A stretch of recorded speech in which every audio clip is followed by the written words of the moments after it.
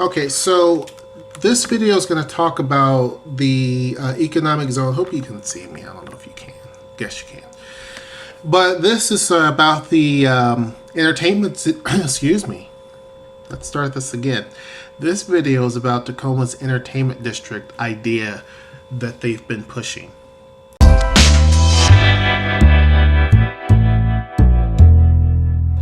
You know, I did a video talking about this, you know, and basically they said they wanted it to be like to... I can't talk. I don't know what's going on. Maybe it's because I have gum in my mouth. Hold on. All right. So they said they wanted it to be like Kansas City Power and Light. And I thought, man, that would be amazing. If we got something like that, like, what can I say, right? Well, a few months ago, the city wanted the area next to the Tacoma Dome, which is about 11 acres, to be developed into an entertainment district. And they were looking for someone a company that can get started right away, that they could build it like tomorrow if they wanted to, and that they have the money to do it. They have to give a certain amount of money to the city for the land, so they're buying the land for a certain price. And so on and so forth, right? So it's a really cool idea. My vision was like an entertainment district where you're going to have like nightclubs and bars and things like that, concert venues. But when the city put this out there, there was only one company that took the city up on the offer. Only one.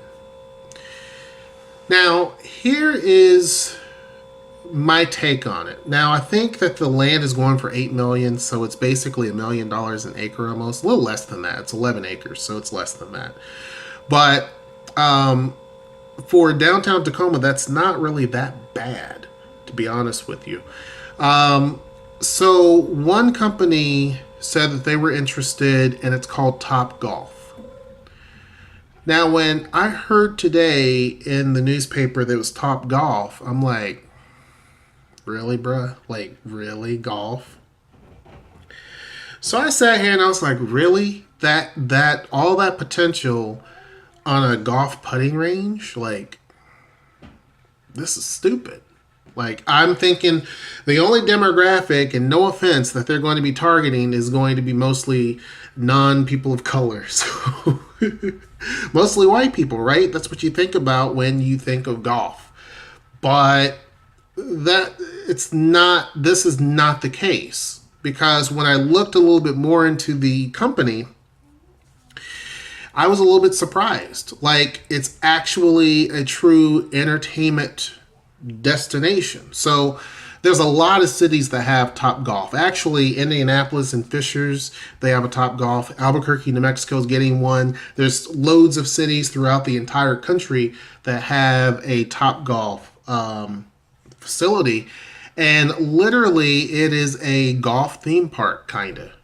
Right? The one in Vegas is humongous. It has like pools and everything, which I don't think any of the other ones do, and this one in Tacoma definitely will not have something like that. But it is a pretty cool concept. It's, you know, from what I've seen on a lot of different videos I've seen, and also onto their website, which I will put their website in the description box below, it's basically a 3-story building, or 3 levels. And on different levels, you have different things going on. At the bottom level, it's kind of like a lounge area where you also have games. You can also possibly dance down there. It depends on how they design it. And you can also have a place where there's like a bar where you can go up and just get drinks. And their bars are basically, the bar menu and as well as the drinks are kind of golf themed, which makes sense. And then the... I don't know if the second and the third level, or it's just the third level, you're able to actually putt these golf balls that have a computer chip in them. And it basically, on the screens up above you, it tells you exactly where you hit it, you know, how high you hit it and all that type of stuff. And it's basically keeping score. And you can even choose different types of games within golf. So it's kind of like mixing dart with bowling with golf, kind of. So it's pretty cool. It looks actually kind of more like playing golf on the Wii, but just a little bit more. I mean, it's more fun.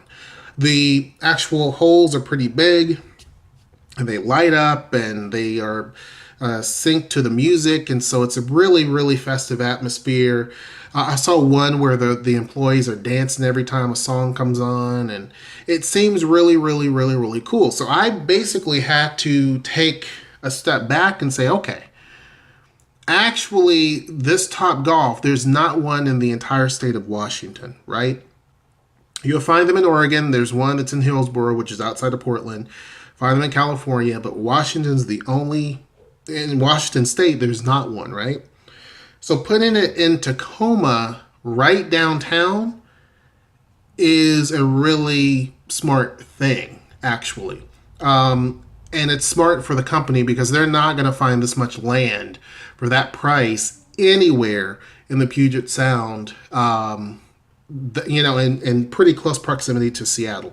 You're going to be hard pressed to find 11 acres of land where you can pretty much just put something up. And on top of that, the Tacoma Dome, the reason why, now that I think about it, I was thinking concerts and stuff, this little entertainment district, but the Tacoma Dome is like one of the fourth largest of its kind in terms of seating capacity. And so it has concerts all the time, like top billed concerts.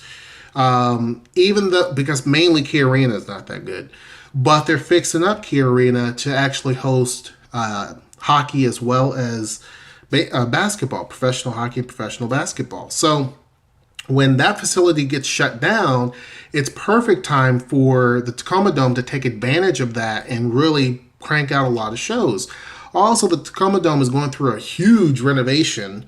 And I think it's like 20 million or 30 million, something like that in terms of renovations. Better seating, better bathrooms, better everything, right? The outside's going to look different. And then this project next to it, based on what they're saying in the newspaper, is going to be another $30 million that this company is going to spend on this facility. So to me, it makes sense. Most of these places stay open till like late hours. It's fun for the entire family, so it's not like you can't bring the kids.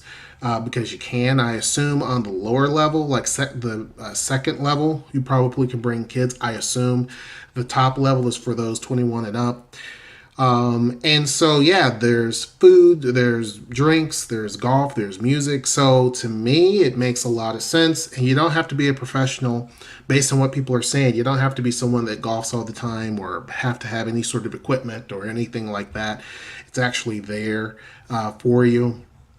You get a membership card, and then you basically take the putters and everything and the golf clubs that they give you, and you swipe it in front of the little machine right there next to you, and then you're able to do what you got to do. And even, the game will tell you like which would be the best one to use based on what you're trying to hit. I'm not a golfer, so I can't tell you, the proper terms and terminology. But anyhow, to me, I think this is probably a good, safe choice for Tacoma.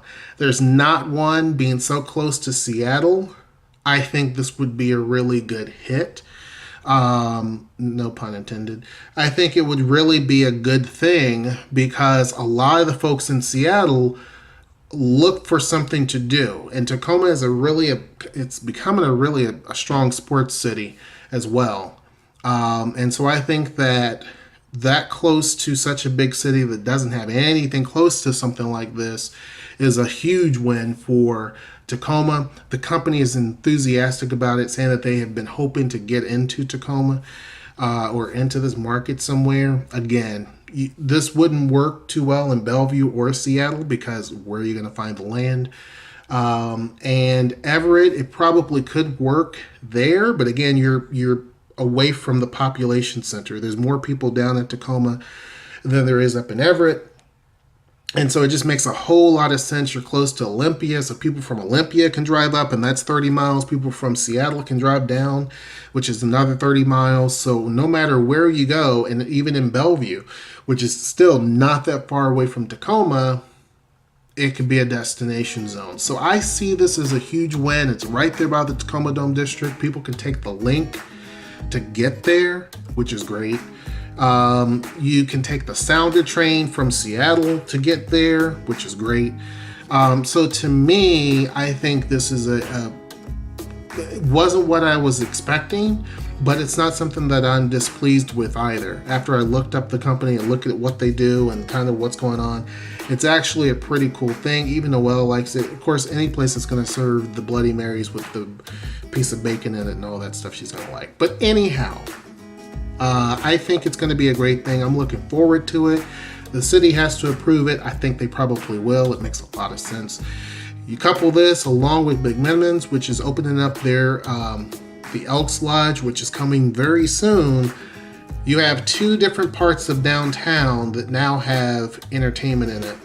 I'm going to put a link down below for McMenamin so you can check that out as well, and what they're going to do with the Elks Lodge. It's going to be pretty cool. So Tacoma's becoming a lot more interesting, and this is a huge win, I think, for Tacoma. Hope you guys enjoyed this video. Sorry I didn't put out a video on Tuesday. Been very busy, of course. But until next time, I will see you. Take care.